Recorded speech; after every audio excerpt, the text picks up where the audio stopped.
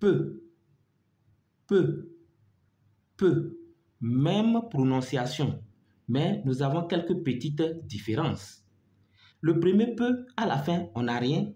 Le second peu, à la fin, on a la lettre X. Et le troisième peu, on a à la fin la lettre T. Donc la différence, c'est que le premier peu, il n'y a rien à la fin. Le second, il y a X à la fin. Et le troisième, on a T à la fin. La question fondamentale qu'on se pose toujours. Quand est-ce qu'il faut écrire peu où il n'y a rien à la fin? Quand est-ce qu'il faut écrire peu avec X à la fin? Et quand est-ce qu'il faut écrire peu avec T à la fin? Nous avons une petite astuce. L'astuce concerne le premier peu qui s'écrit avec rien à la fin. Ce peu-là, c'est un peu qu'on qualifie de quoi? Adverbe de quantité.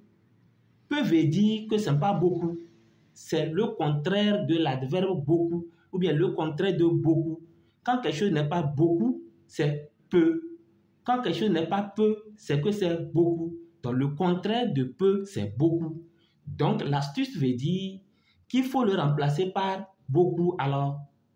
C'est ça notre astuce. Donc avant d'écrire peu où il n'y a rien à la fin, il faut remplacer peu là par beaucoup.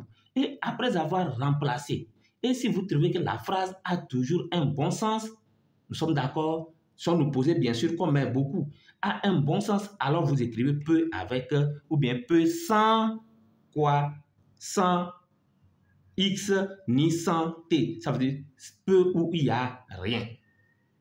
Vous me suivez? Maintenant, nous prenons le second peu. Le peu là, lui, il est fini avec X. Et le peu là, lui, il est fini avec T. Nous sommes d'accord? Ça, si celui-là ne marche pas, c'est-à-dire vous remplacez par beaucoup et ça ne marche pas, là, ça veut dire que c'est entre les deux là, quelqu'un doit marcher. Le premier peu qu'on écrit avec X là, ça, c'est la première ou la deuxième personne du singulier du verbe pouvoir. C'est-à-dire quand on conjugue le verbe, on dit je peux, tu peux. Quand on dit je peux, on met X. Quand on dit tu peux, on met également X. C'est ce qu'on veut dire.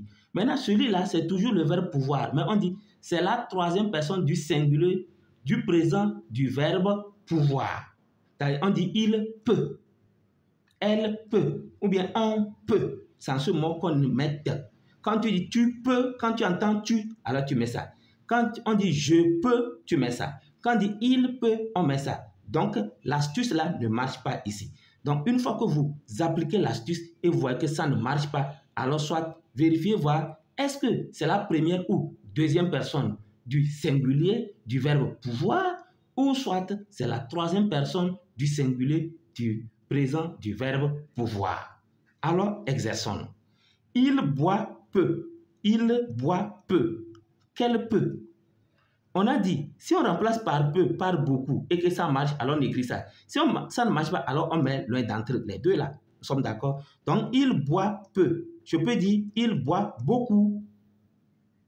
Il boit beaucoup, ça marche. Donc, je ne peux pas écrire ce peu là, ni ce peu là. C'est ce peu que je dois écrire. Peu avec P, E, U. Il n'y a rien à la fin.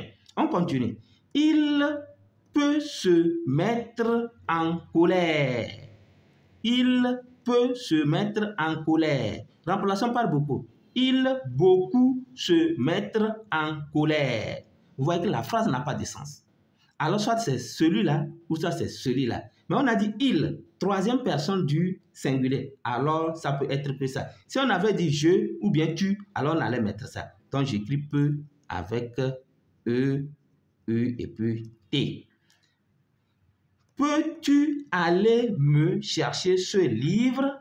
Vous voyez, on dit peux-tu. Lui là, on ne peut pas dire beaucoup-tu aller me chercher ce livre. Ça, lui là, il est écarté. Maintenant, peux-tu, vous entendez tu. Donc, ça doit être celui-là.